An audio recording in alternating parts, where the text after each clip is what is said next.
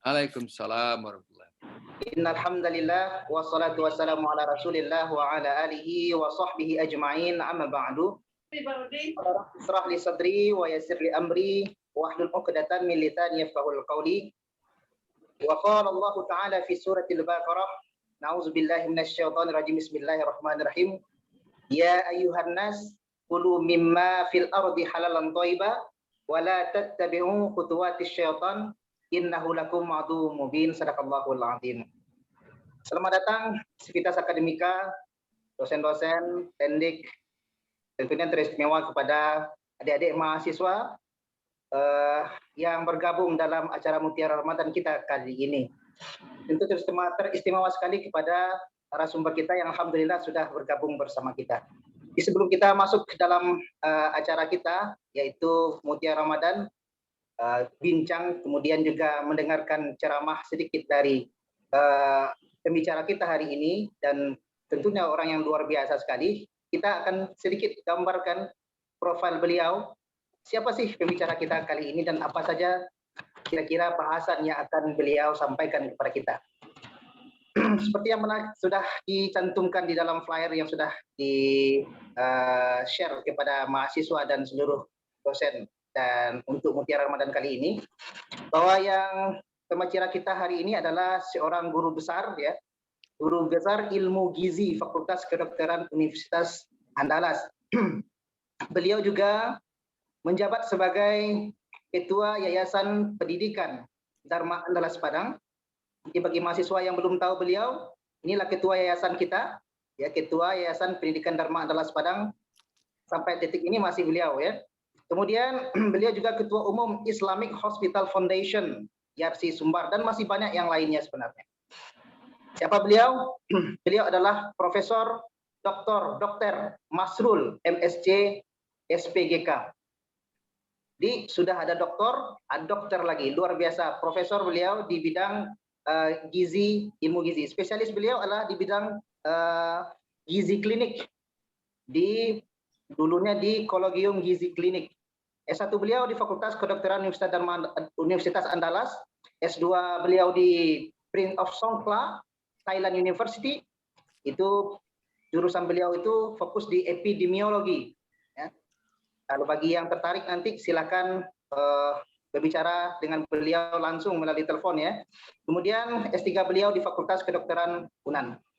Topik untuk hari ini adalah di Islam mengatur makanan yang halal dan thayyibah bagi umatnya. Jadi untuk edisi 20 Ramadan 1442 Hijriah ini, yang bertepatan di hari Ahad 2 Mei 2021 ini, topiknya adalah Islam mengatur makanan yang halal dan thayyibah bagi umatnya.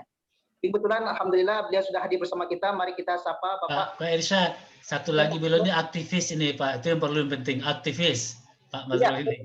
Aktivis, terima kasih banyak. Aktivis ini ya, dari bagi organisasi. Yang penting. Baik keilmuan beliau bidang Islam segala macam.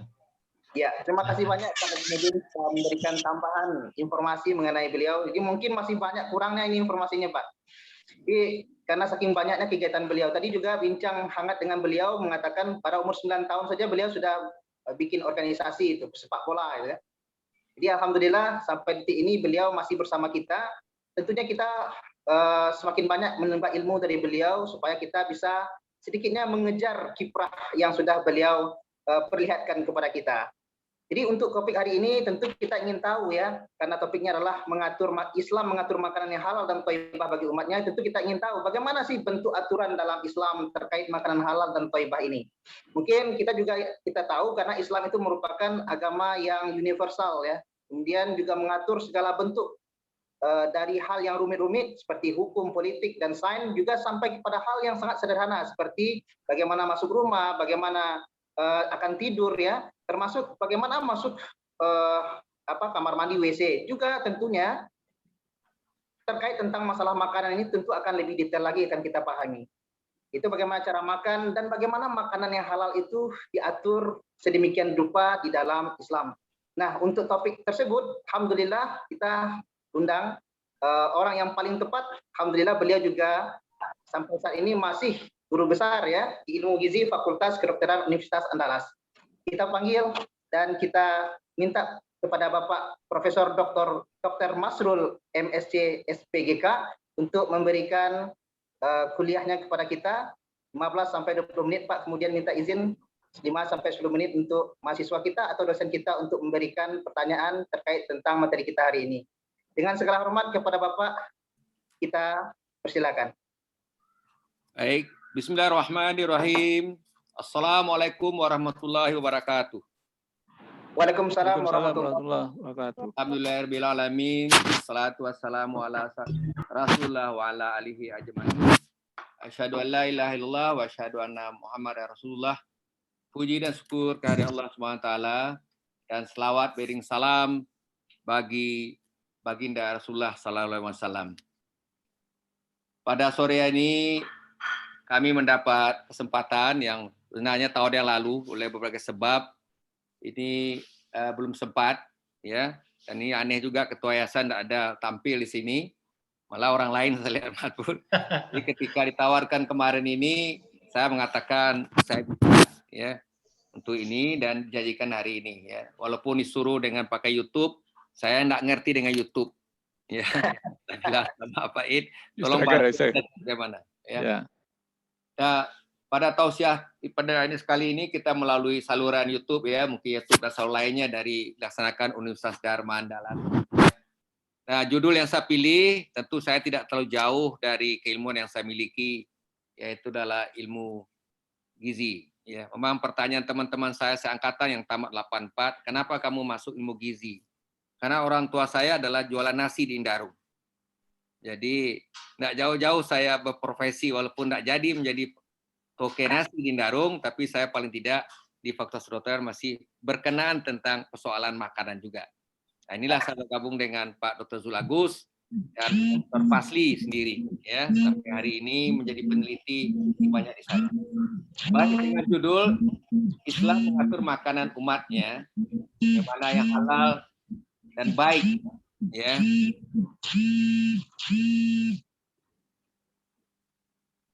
Dari pengalaman hidup saya juga dalam orang yang bergerak di bidang Islam, mempelajari secara tentang agama ini, dan menjadi pertanyaan saya kenapa hal-hal kaitan halal ini dan baik oleh Allah kepada kita dianjurkan seperti itu. Inilah yang menjadi analogi berpikir saya untuk sudah sekian lama untuk bertanya dan belajar dengan orang-orang lain. Saudara semua, manusia dan makhluk-makhluk hidup yang lain memerlukan makanan dan oksigen untuk proses kehidupannya, menghasilkan energi, pembakarannya di tingkat mitokondria, namanya di sel yang paling kecil itu, cara dibakar maka menghasilkan energi. Energi lah kita gunakan untuk kegiatan hidup, baik kehidupan eksternal kita maupun kehidupan semua organ tubuh kita yang tidak henti-hentinya bekerja. Otak tidak pernah berhenti, jantung tidak pernah berhenti, usus kita tidak pernah berhenti, hati kita tidak pernah berhenti, semua organ kita tidak pernah berhenti. Walaupun tubuh kasar dia tidak pernah tidur seperti ini. Nah, oleh karena itu, ya, dia akan menjaga tubuh kita sehat atau tidaknya makanan ini. Jadi manusia sebagai makhluk yang sudah sempurna diciptakan Tuhan, ya, untuk kehidupan, maka dia dituntun kehidupannya itu di dunia dan akhirat, ya, melalui ajaran agama yang diakui Allah. Ya, bagaimana sesuai Islam, kita sudah tahu bahwa hanya satu-satunya agama yang diakui Allah adalah Islam. Ya. Nah, dalam Islam ini kita sudah memiliki dua pusaka kita. Pertama Alkitab dan kedua Al-Hikmah. Dan kedua-dua itu menganjurkan kita betul-betul memperhatikan makanan ini. Kenapa makanan ini? Tidak hanya untuk kepentingan kita dalam berkehidupan, tetapi dia akan melakukan pengaruh terhadap sistem gen kita. Nah, sistem gen ini juga akan masuk ke dalam gen yang ada di dalam sperma dan ovum, di mana nanti akan terjadi perkawinan dan melahirkan generasi yang akan datang. Nah, oleh karena itulah pertanyaan-pertanyaan Buya yang saya peroleh di dalam pengajian mengatakan, kenapa anak-anak kini payah bana dididik? Nakal-nakal bana. Apakah nanti makan dia banyak haram kini daripada yang halal?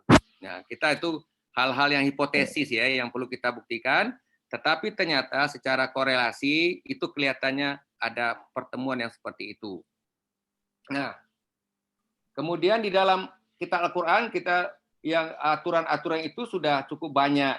Pertama di surat Al-Baqarah, surat kedua, ayat 172 sampai 173 mengatur tentang persoalan makan itu. Kemudian surat Al-Maidah, surat kelima, ayat 3 sampai 5 juga mengatur. Surat Al-An'am, surat ke-6, ayat 145. Surat An-Nahl, ya itu ada surat 114 dan 115. Sedangkan surat ke-68, 69 mengatur tentang lebah, di mana lebah adalah salah satu obat yang sudah diakui dalam Al-Quran cukup bagus. Dan beberapa nabi-nabi yang sudah kita lihat. Nah, dari dari aturan-aturan kita ini, saya coba lihat bahwa ada dua kata kunci yang ingin saya angkat. Pertama, rezeki yang baik. Gunakanlah rezeki yang baik. Nah, ini tuh berkaitan daripada asal muasal makan ini yang kita peroleh. Kalau kita membeli makanan, uangnya dari mana, uang ini bagaimana proses mendapati, dan seterusnya. Tentu ini mungkin menjadi rezeki baik. Kedua adalah, selalu disebut-sebut ada beberapa kata-kata itu. Darah, daging babi, kemudian makanan yang disembelih dengan dengan tidak menyebut nama Allah dan segala macam. Nah, itu yang paling sering kita lihat di sini dalam kenyataannya. Nah, inilah mendasarkan oleh kita mencoba menggali apakah benar bahwa persoalan yang bersih yang tadi adalah yang baik, rezeki yang baik itu dan segala macam tadi memang berpengaruh enggak melalui sistem gen di dalam tubuh manusia. Saudara semua, Bapak Ibu semua, manusia dibangun oleh 40.000 triliun sel, ya, sel dalam tubuh kita ini. Tiap hari hampir miliaran sel itu mati dan rusak sehingga perlu diganti. Yang kita sebut dia perlu melakukan regenerasi. Ya. Nah, semakin muda kita, semakin baik regenerasinya, semakin tua kita, semakin kurang baik regenerasinya. Itulah sebabnya seperti saya sekarang sudah mulai agak keriput dan segala macam ya tangannya. Ya, oleh karena sistem regenerasinya tidak secepat seketika usia-usia di bawah 40 tahun. Ya. Nah, proses regenerasi ini menjadi kunci jika ingin kita tetap sehat, awet muda, dan selalu berenergik. Ini kata kuncinya, kemampuan itu. Itu sebabnya dalam ilmu kedokteran ada sekarang berkembang adalah ada ilmu aging, ilmu bagaimana memperlambat proses penuaan dari para sel itu sendiri.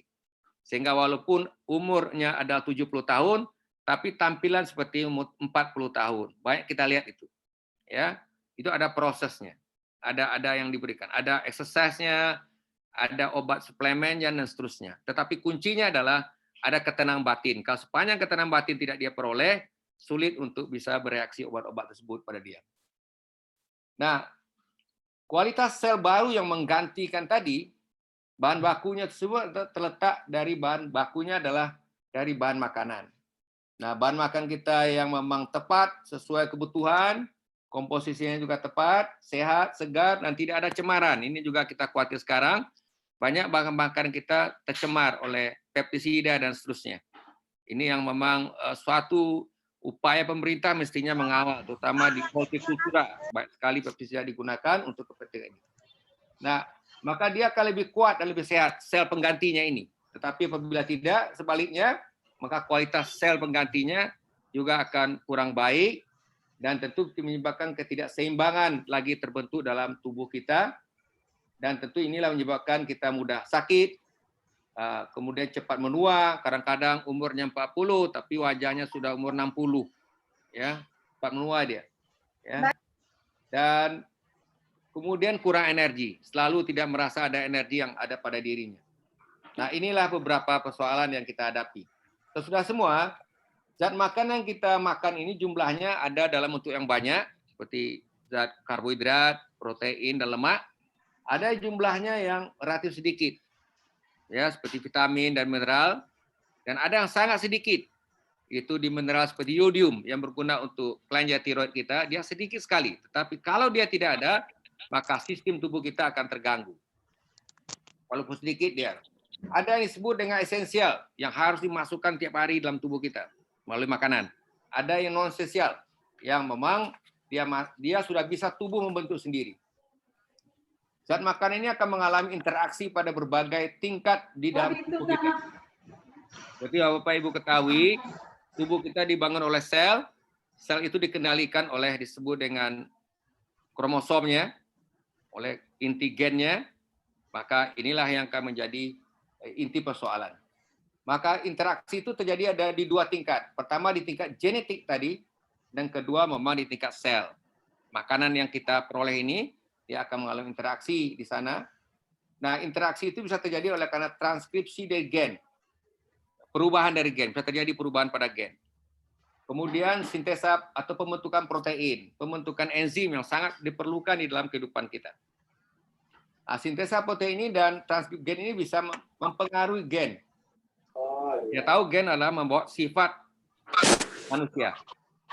Inilah yang kemarin kalau kita ikuti dari, saya tidak ikut kemarin, ya karena ada badan tidak enak, saya sudah lapor ke Pak Rektor kemarin, ada rapat pula, dan itu yang mungkin dibahas oleh Ibu Profesor Safni kemarin, ya, karena dia memang dalam menentukan sifat manusia. Bila makanan yang asalnya dan isinya yang tidak baik, dari sisi syarat dan kimia, tentu akan berdampak terhadap perubahan gen. Dan perubahan gen ini akan berdampak kepada perubahan sifat-sifat manusia.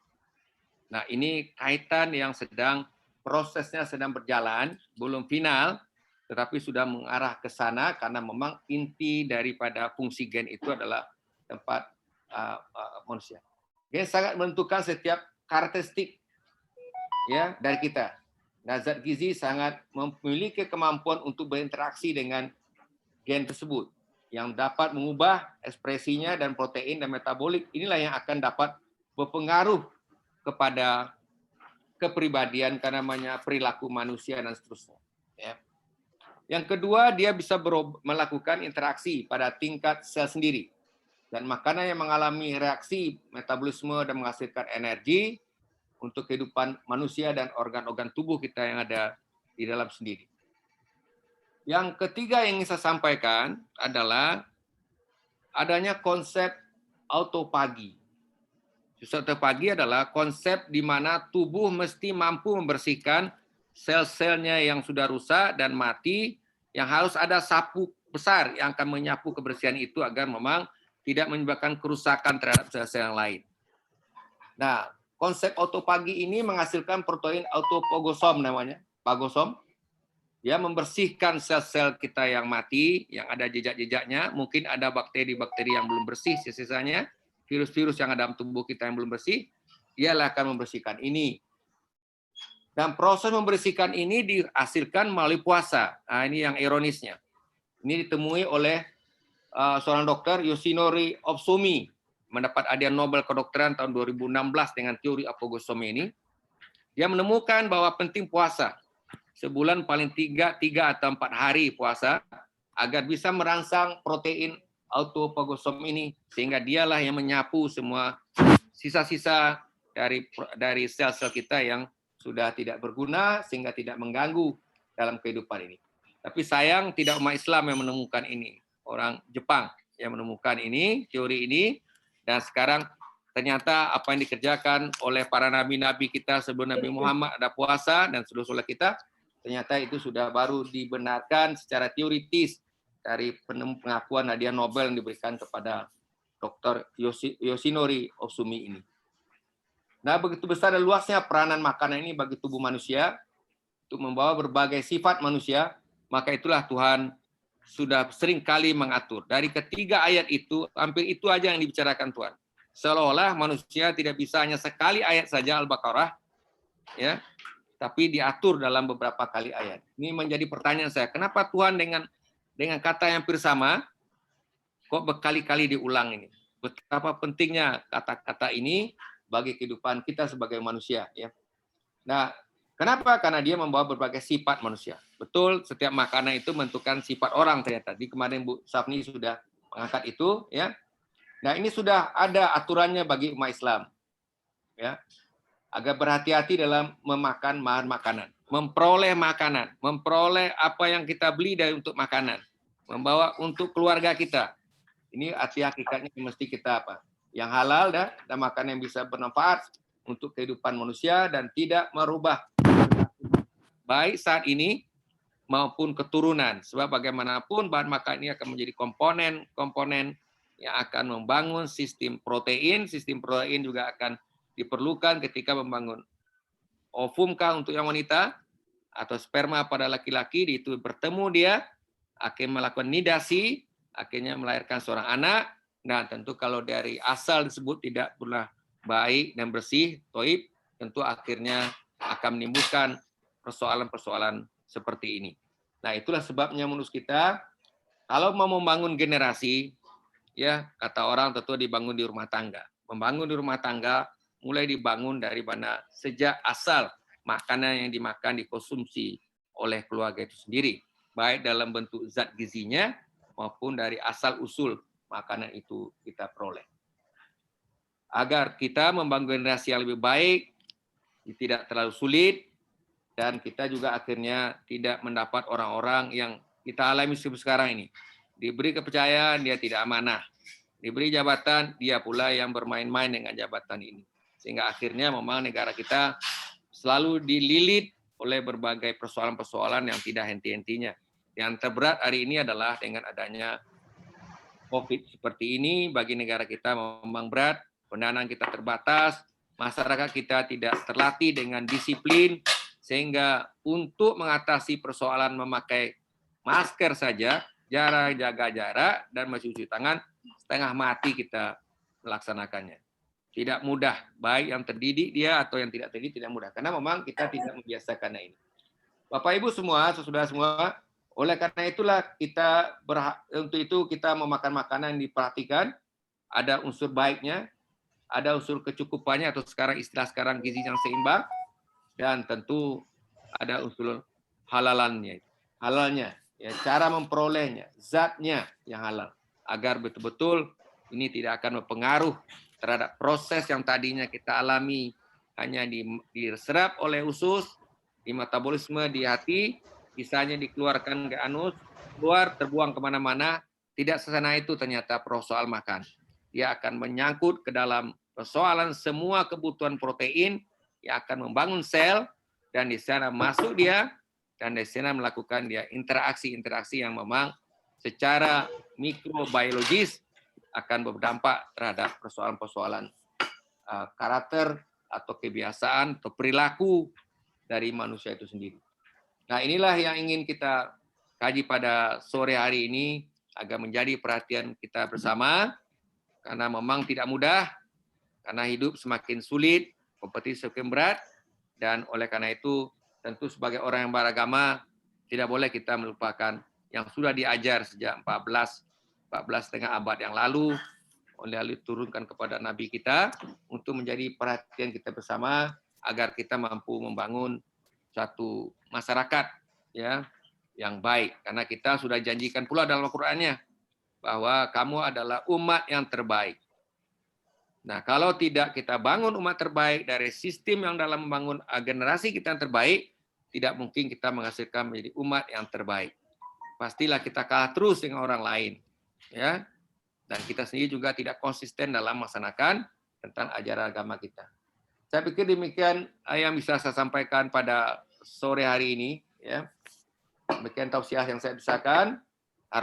Harapan saya untuk diri saya dan untuk kita semua di keluarga besar Nuria dan yang para pendengar agar memperhatikan persoalan-persoalan yang berat ini oleh orang mungkin hal yang sederhana, tapi bagi kita umat Islam lebih berat karena berkali-kali diulang-ulang oleh Al-Quran. Saya mempelajari itu, kiamat pula yang diulang-ulang berkali-kali. Sebab yang berulang-ulang itu saya catat itu, berapa kali ini diulang, ini berapa kali diulang.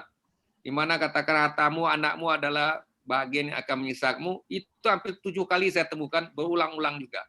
Ini menjadi sesuatu perhatian, pertanyaan kita, kenapa Tuhan kok kayaknya berulang-ulang ini misalnya, kena sekali aja. Nah, inilah menjadi timbangan kita untuk sama-sama memperhatikan bahwa ini ada sesuatu yang serius bagi kehidupan kita dan kehidupan generasi kita yang akan. Saya akhiri. Saya banyak maaf. Wabillahi taufiq. Wassalamualaikum warahmatullahi wabarakatuh. Waalaikumsalam warahmatullahi wabarakatuh.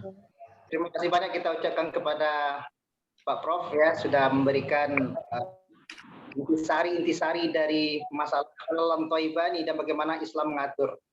Bagaimana puasa itu sebenarnya merupakan salah satu jalan untuk bisa menyehatkan kita, dan itu ditemukan bukan oleh orang Islam tapi oleh orang Jepang yang notabene bukan Islam. Tapi kita beranjak dari situ, apa yang disampaikan beliau itu setidaknya kita mengetahui bahwa apa yang disampaikan di dalam Al-Quran itu ternyata semuanya, dan apa yang dilakukan oleh Rasulullah Muhammad SAW itu semuanya sudah sesuai dengan sains, walaupun di zaman Rasulullah belum ditemukan hal itu.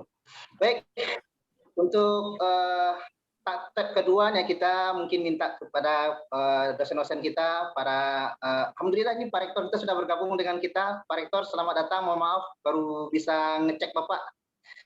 Dan juga untuk Sivitas Akademika yang baru bergabung, itu jika ada hal yang dikeragui terkait tentang materi kita hari ini, silakan bertanya di kolom komentar. Kita ambil 2-3 pertanyaan saja, mengingat waktu juga. Pak Masrul, sambil menanti pertanyaan dari adik-adik mahasiswa dan teman-teman Mutiara Ramadan, Pak. Ini tadi ada yang menarik nih, Pak. Tentang zat-zat, ada 2 zat yang Bapak bilang, ada zat yang esensial dan ada yang zat non-esensial nih, Pak.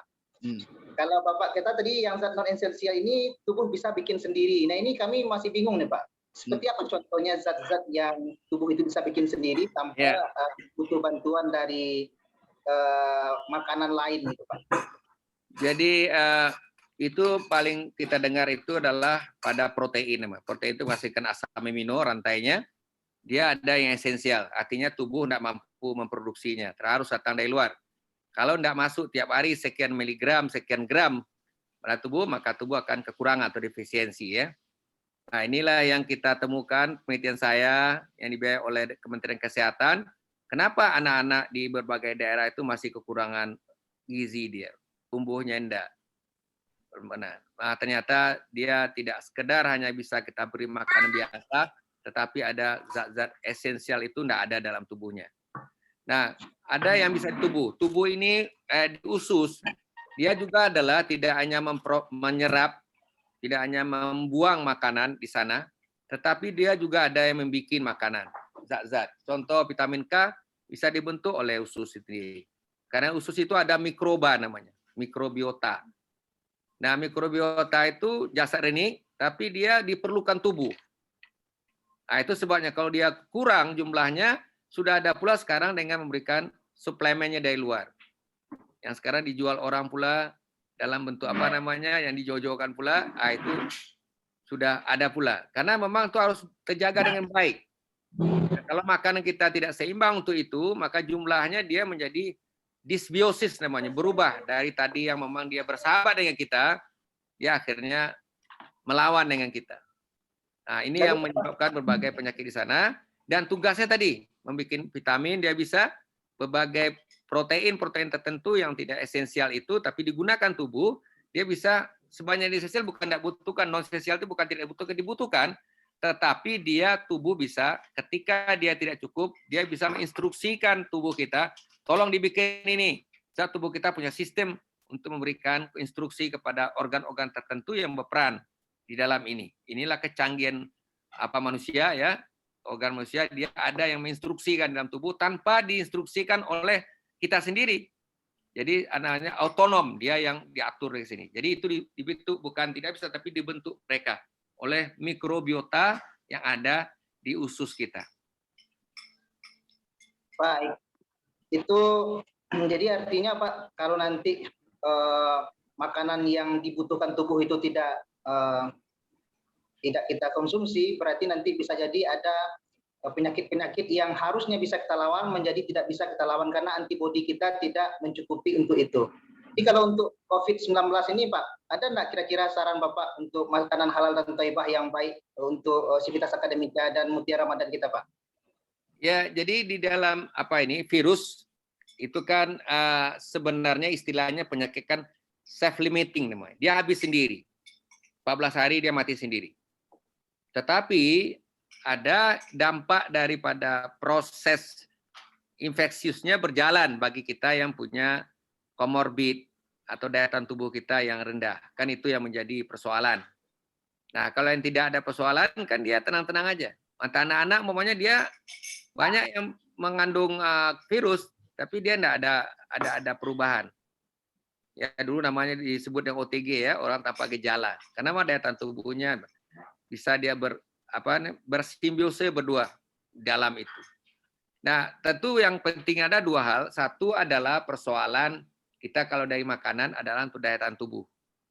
Nah, daya tahan tubuh inilah yang akan dibentuk baik oleh sistem di dalam sendiri maupun oleh produknya adalah intinya dipeluk oleh bahan makanan, yaitu protein sebagai pusatnya dan berbagai vitamin, yaitu adalah vitamin A, vitamin D, vitamin E, itu yang Pak. Nah, vitamin D kita klaim selama ini orang Indonesia tidak perlu tambah vitamin D, Pak Dedi, karena dia daerah tropik, ya, apalagi kita di tengah-tengah khatulistiwa pula Sumatera Barat ini, hanya berjarak 70 kilo pula dari garis lintang. Ternyata kita banyak ditemukan kekurangan vitamin D, banyak kekurangan vitamin D. Kalau vitamin D itu ada di tubuh kita, di bawah kulit kita, ya kita berada di daerah tropik. Ternyata ada persoalan oleh kita sekarang, memang eksposur dari tubuh kita kena matahari itu tidak terlalu signifikan. Apalagi kulit kita adalah kulit yang kecoklatan, yang tidak sama dengan orang-orang di negara maju, ya kulitnya putih, mudah sekali dia cepat bereaksi merubah vitamin D itu menjadi tadi tidak aktif menjadi aktif. Nah ini. Tapi kalau dari makanan, nah sekarang terpaksa kita suplemen makan vitamin D. Ya, anjuran para ahli tulang itu juga ke kita, bila ada rasa sakit-sakit tulang, sudah di ronsennya sudah periksa, tidak ada kelainan. Sudahlah, dia periksa aja apa vitamin D. Kita ternyata memang banyak vitamin D, maka dia obatnya sederhana aja, vitamin B, D, kasihnya vitamin D. Jadi 2-3 itu yang paling vitamin A, vitamin D, vitamin E itu adalah komponen. Dan tapi intinya adalah protein. Karena adalah masalah imunitas itu banyak rantai protein yang membangunnya. Jadi kalau di sisi imunitas itu. Tetapi di atas itu sendiri adalah memang persoalan ketenangan kita. Sebagaimanapun ketenangan itu kan menyebabkan berbagai hormon kita akan berubah dan itu juga akan menyebabkan daya tahan tubuh kita juga bermasalah. Kita yang sering menghadapi kehidupan stres ini, daya tahan tubuh kita menurun. Menurun. Ada orang yang menurun macam-macam manifestasi. Ada yang bibirnya pecah-pecah. Dikira dia kekurangan vitamin C, dimakan pula vitamin C. Kecap-kecap vitamin C. Tapi sebenarnya dia adalah persoalan stresornya yang sangat kuat dalam tubuhnya. Saya pikir itu apanya, ya. Sudah dicatat semuanya, Pak. Ya. Ini kebetulan, alhamdulillah, Pak, ini ada 2 penanya dan kebetulan dari 2 petinggi Universitas Darul Mandalas. Pertama dari Pak Dedi, yang kedua dari Bu Asni, Pak. Ya. Pak, ini yang pertama pertanyaan dari Pak Dedi. Alhamdulillah, terima kasih Pak Prof yang telah berbagi ilmu.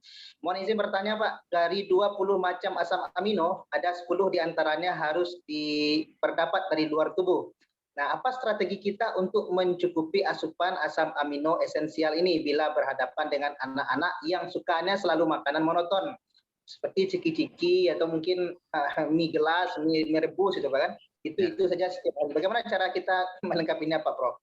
Yang kedua ini dari Ibu Asniati, Ibu dekan kita. Assalamualaikum Pak Prof. Apa makanan tambahan yang sebaiknya kita konsumsi pada bulan Ramadan dan juga pada masa pandemik supaya daya tahan tubuh tinggi dan terhindar dari pandemik? Protein tinggi ya Pak Prof. Namun apakah ikan asin memiliki protein? Pak, ini mungkin bisa langsung dijawab Pak Prof. Ya, baik ya. Jadi Pak Dedi, ya soal makanan memang menjadi pola asuh makan adalah persoalan terbesar hari ini dalam mengasuh anak-anak. Ya. Persoalan asuh makan, pola psikososial, stimulasi psikososial juga masalah. Karena keterbatasan waktu kita, kemudian atensi, dan juga adalah tidak betahnya para pengasuhnya untuk ini. Apalagi kalau pengasuh itu sudah kita serahkan pula kepada surrogate caregiver, pengganti pengasuh. Ini yang paling berbahaya. Pastilah, sedang kita saja yang punya anak, tidak tangguh kita. Apalagi orang gajian, berapa kekuatannya. Dan dia tidak punya kompetensi pula itu. Jangan-jangan dia belum pula punya beranak. Belum pengalaman pula sudah kita beri beban seperti ini. Dan ada jalan lain adalah memang kita melakukan bertahap dan melakukan ya untuk mengulang lagi ya makannya ini. Maksudnya adalah perilaku makannya tidak mungkin kita biarkan begitu sehingga nanti pasti dia akan nutrisi terus. Nah, tentu sepanjang bisa kita ajak untuk melakukan penambahan-penambahan di luar makanan ini, tentu ini perlu lakukan. Tetapi menurut saya perlu kita dudukkan, sebab saya pernah menemukan macam-macam. Ada anak yang hanya bisa makan gula pasir saja tiap hari. Bila itu tidak bisa dia. Saya menemukan itu kasus. Nah, saya elaborasi ibunya, ternyata anak ini hampir 18 jam diasuh oleh pengasuh. Nah, pengasuh itu tentu lebih tenang dia, apa makanan yang paling anak itu tidak rewel, itu aja dikasih. Ternyata anak itu dapat oleh dia, makan gula pasir adalah tidak rewel sudah itu. Dikasih aja gula pasir. Karena ibunya juga tidak kontrol. Sehingga inilah yang berat saya melakukan reedukasi makan itu kepada anak itu melalui ibunya. Bagaimana bertahap untuk merubah. Sebab tidak mungkin yang lain. Karena ini bukan makanan itu dia. Tapi adalah bagian suplemen saja gula ini. Kasus kedua adalah anak yang sudah 8 tahun hanya bisa susu saja. Tidak ada yang lain. Tidak bisa. Muntah-muntah dia apa. Nah, itu saya dua pengalaman juga untuk bagaimana bertahap harus ini dilakukan reedukasi dia. Karena kita terlambat untuk melakukan ini. Kenapa? Anak-anak senang dengan yang manis-manis. Pastilah dia senang manis. Kenapa? Manis-manis langsung saja di bibirnya terasa enak bagi dia. Kalau makanan yang seperti protein segala macam, tidak terasa semakin hambar. Karbohidrat kadang-kadang hambar. Itu kadang-kadang anak-anak yang menyunyuk ya. Ada anak menyunyuk lamo-lamo tuh, nyunyuk. Itu apa? Mencari manisnya. Nah kan itu tuh, menyunyuk ya. Manisnya didapat oleh dia, dan itu nikmat. Nikmat pertama untuk anak-anak adalah manis ini. Nah, sekarang bahkan makanan kecil kita banyak dipelajari oleh teknologi pangannya, banyak mengintroduksi yang manis-manis. Nah, inilah tahu dia selera anak dan juga di sistem sensoris anak di lidah adalah itu yang paling menarik dari 4 sistem rasa kita. Nah, jadi tidak ada yang lain, ya, walaupun bisa kita paksa, sebab kalau kita paksa justru terbalik, akhirnya menjadi stresor bagi dia, sehingga anoreksia dia tidak mau makan. Melihat makan saja mungkin dia sudah menangis.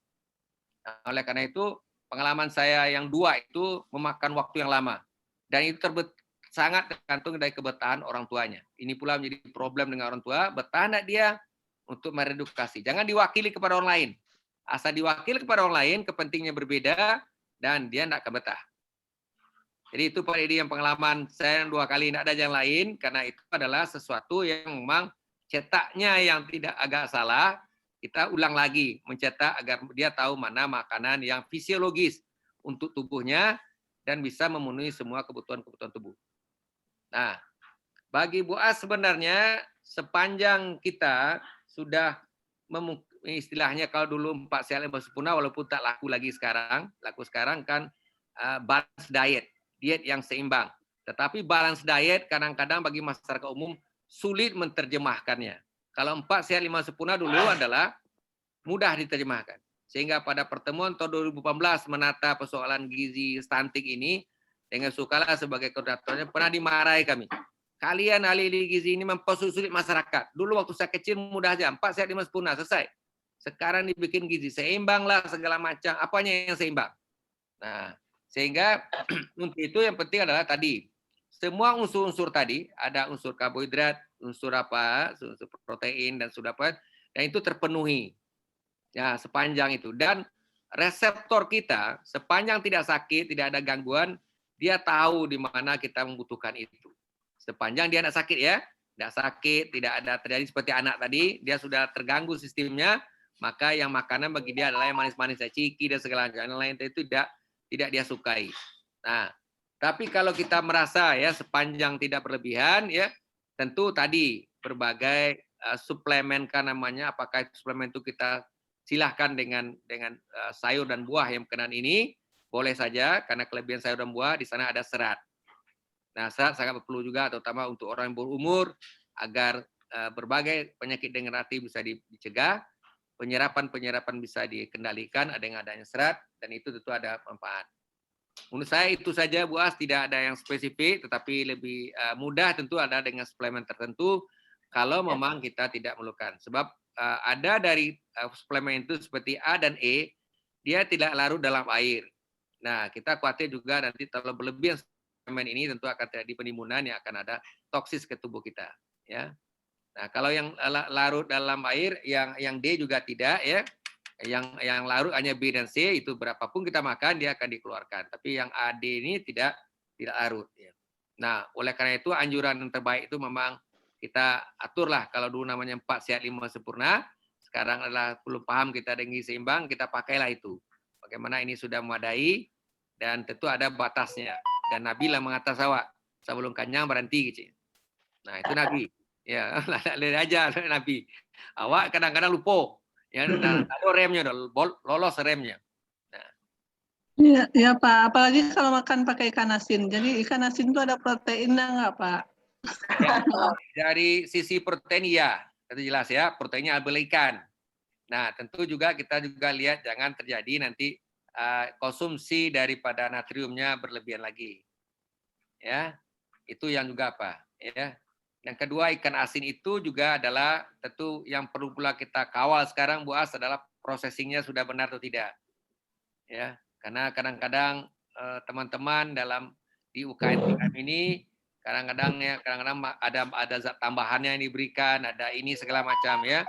Seperti yang kita lihat sekarang dibeli pepaya, marapuang pepayanya Bu As. Pak lah kini. Apakah pepaya di akhir zaman kan marapuang? Ya. Antimun marapuang Bu As. Antimun sampai 40 hari na bawa dah. Busuk dan lesuk dah. Itu batahannya. Jadi ragu-ragu lah laki ini apakah memang genetiknya lah berubah loh timun kini. Yang lakukan penyilangan sehingga bertahan 40 hari. Enggak banyak. Lisuk-lisuknya tapi enggak tiba hama ke sini, enggak busuk. Nah, itu yang menjadi persoalan pula oleh kita yang persoalan tadi saya katakan bahwa persoalan kita dari makanan ini adalah pencemaran. Ya, karena kita sudah sangat familiar petani kita dengan berbagai pestisida ya Pak Dedi ya. Kadang-kadang tidak ada yang mengontrol. Dulu masih ada PPL pertanian yang mengontrol, kini mungkin tidak terkontrol lagi.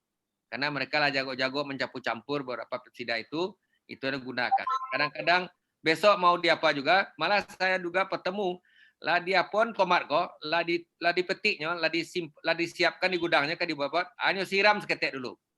Termasuk jo apa kok, kantang. Alasannya Pak nyo kan dibawa jauh Pak, because kalau busuknya kok, cie busuk Pak, karena sadonya.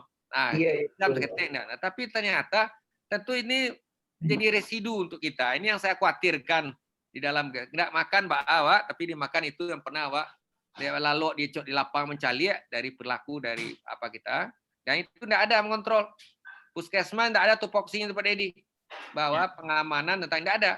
Walaupun yang 13 tupoksinya ada, saya berkali-kali menyarankan tambah lagi bahwa di daerah-daerah kultura pestisida sudah menjadi perhatian. Itu bagian dari Kesling, lingkungan. Tidak hanya Kesling itu hanya berak orang atau segala macam, tetapi sekarang pestisida sudah bermain di tingkat petani begitu banyak dan keragamannya dan dicampur-campur. Apa benar pencampurannya tidak tahu kita. Ya dosisnya atau segala macam. Maksud jadi buat makanan-makanan kecil-kecil ini Bu, ini juga perlu diwaspadai. Apakah ada pula yang ditambahnya supaya nanti tidak terjadi pula hal yang tidak kita inginkan. Ya. Tapi dalam jumlah tertentu tentu boleh aja Bu. Tapi yang banyak kan itu sebenarnya. Kalau tertentu kan ada ya dosisnya ya. Baik. Ya. Baik, alhamdulillah terima kasih banyak Pak Prof ini atas masukannya dan atas jawaban-jawabannya yang luar biasa Pak. Ini karena mungkin tampaknya waktu juga yang membatasi kita Pak Prof karena sekarang sudah jam 18.06 di tempat saya, artinya sekitar 15 menit lagi atau mungkin 14 menit lagi waktu akan masuk Pak. Jadi mungkin sedikit mungkin ada yang mau disimpulkan. Apain Mbak di tidak itu?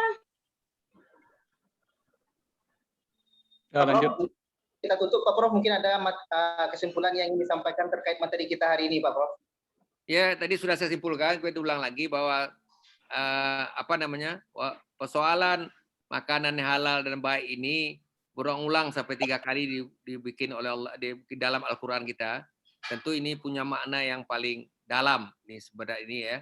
Karena memang kalau kita kaitan dalam ilmu biologi molekuler istilah di kedokteran sekarang yang mengkaitkan hal-hal yang sifatnya kecil-kecil ini bahwa semua itu bermuara di gen. Genlah yang menentukan siapa kita, bagaimana bentuk kita. Dan dia bisa berinteraksi dengan bahan makanan kita. Dan dia bisa merubah bahan makanan, mampu melakukan berbagai interaksi ini dan perubahan-perubahan ini.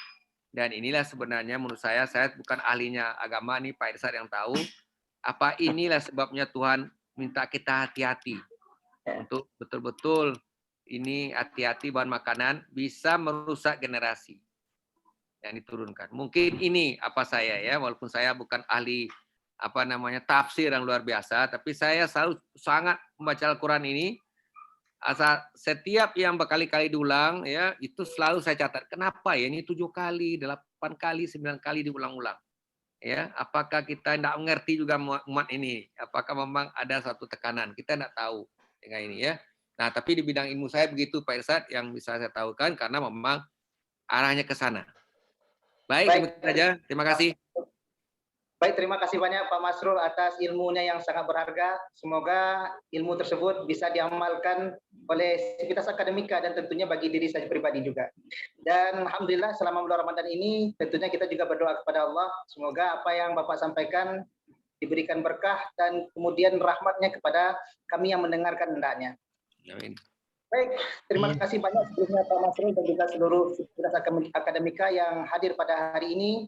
Pak Rektor juga ada, rekan juga, Pak Dodi juga masuk. Mohon maaf Pak, tampaknya tidak bisa dijawab lagi Pak pertanyaannya.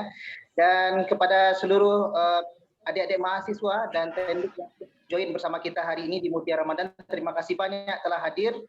Dan mungkin sampai di sini acara kita pada hari ini. Insya Allah besok kita akan tampil kembali dengan materi yang lain lagi tentunya. Pak Prof, moga-moga nanti ada waktu lagi untuk Mutiara Ramadan jika masih diberikan kesempatan tahun depan Pak Prof. Mohon berjoin lagi dengan kita di acara yang sama di Mutiara Ramadan Pak Prof. Ya. Dan juga kepada seluruh teman-teman di Sivitas Akademika dan teman-teman mahasiswa, adik-adik mahasiswa dan teman-teman dosen, tendik dan pecinta Mutiara Ramadan, terima kasih banyak atas segala perhatiannya. Mohon maaf jika ada kekurangan dalam acara. Wabillahi taufiq wa hidayah. Assalamualaikum warahmatullahi wabarakatuh. Waalaikumsalam. Terima kasih. Terima kasih Pak Prof. Selamat ya. Ini Pak Dodi, Pak Bu Asni, maaf kalau aku. Selamat berbuka Bapak dan Ibu. Terima kasih Pak Prof. Selamat berbuka hari ini, sore ini. Jaga kesehatan. Ya, sama-sama. Sama-sama. Assalamualaikum. Waalaikumsalam.